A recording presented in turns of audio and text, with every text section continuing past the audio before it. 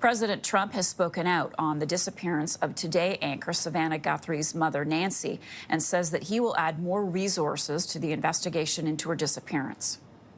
I think it's a terrible thing. I always got along very good with Savannah. Very unusual situation, but we're going to find out.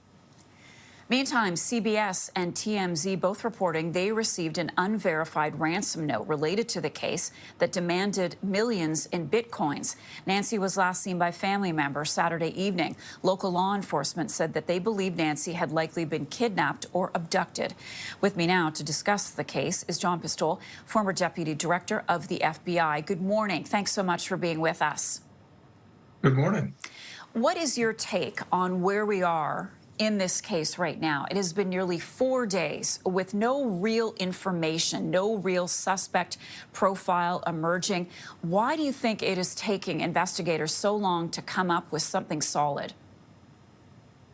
There's a number of issues at play here, obviously, and the fact that there have been purported ransom notes submitted to media outlets anyway could be seen as a positive development in terms of the fact that somebody, if they are the true kidnappers, are wanting a ransom. One of the things that the FBI, working with the local authorities, will be looking at is this a true, an accurate ransom note from somebody who knows.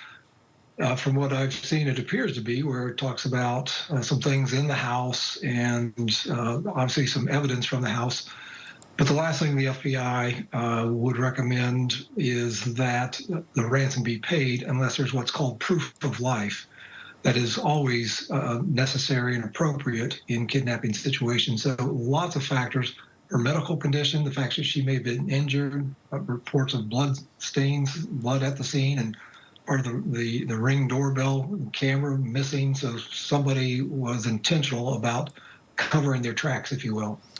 So you think that the ransom note or notes is legit? I've heard other legal experts say if you really wanted to demand a ransom, you would send the note to police, not a media outlet.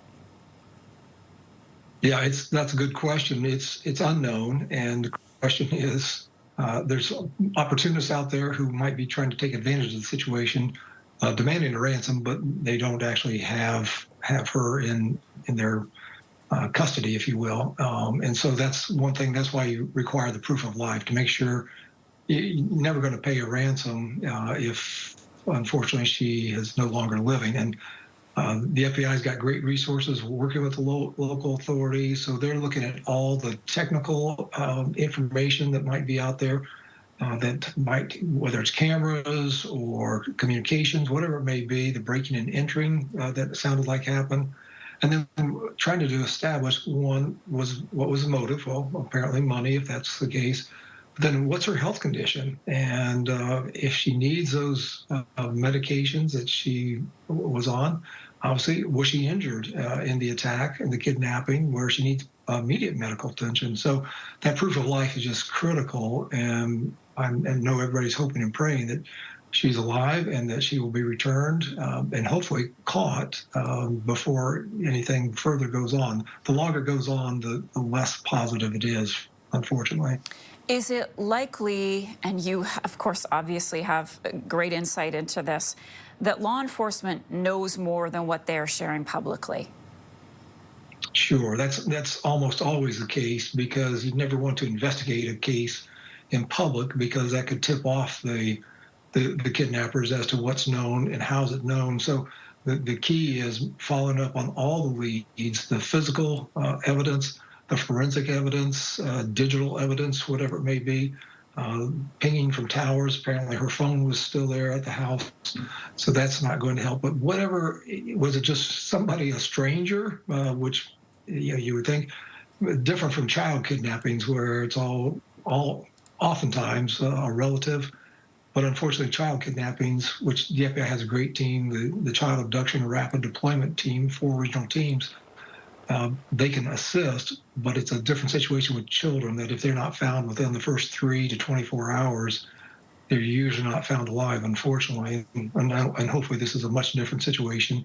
And even as we speak, that the FBI and the local authorities have good leads. They're just not sharing those with the public as they track down suspect or subjects who are responsible for this heinous crime. And I want to ask you lastly, because this story has captivated people everywhere, and it is the top story on American networks, and the message is out there that if anyone knows something, to please call in with a tip, to please let police know. Does that sort of outreach from the police typically net something? I mean, obviously someone knows something. Are efforts like that rewarded with someone coming forward with some nugget of information? It all depends. So the easy or the straight answer is sometimes it helps, but if it's a lone offender, sometimes referred to as a lone wolf, an individual, and nobody else knows what he or she has done, then that's not going to help at all. But if somebody saw something, heard something that was unusual, but didn't relate that to a possible kidnapping, then obviously all the media attention is helpful. And so, yeah, I would encourage anybody with any information, even if they don't think it's remotely related, it may be based on what the investigators know and can piece together with all these disparate pieces of information. So, yes, I would encourage anybody with any possible information to call the local authorities and the FBI. Thank you so much for sharing your expertise with us this morning. John Pistole is the former Deputy Director of the FBI.